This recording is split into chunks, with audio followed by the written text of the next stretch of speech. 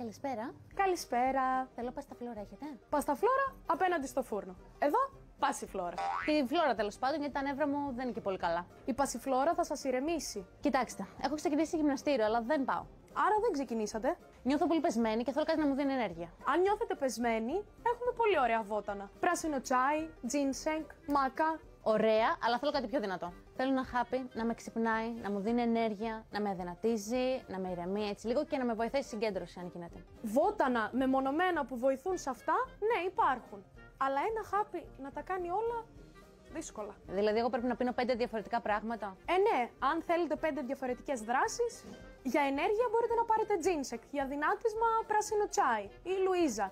Και για την ηρεμία, βαλεριάνα. Ναι, ρε κοπελιά, αλλά εγώ δεν μπορώ να κουβαλάω 5 διαφορετικά βότανα. Θέλω ένα τουρλού, έχετε? Δίπλα στα μαγειρευτά.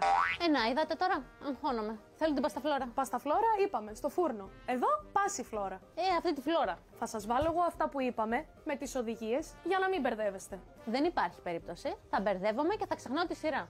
Δεν έχω καλή μνήμη. Και ένα γκίνγκο μπιλόμπα για τη μνήμη. Ξέρετε κάτι, αγχώθηκα τώρα. Θα πάω απέναντι να πάρω μια πασταφλόρα και να ξεχάσω τα προβλήματά μου. Μα καλά, το γυμναστήριο κρίμα δεν είναι. Μήπως έχετε κάτι για τις τύψεις?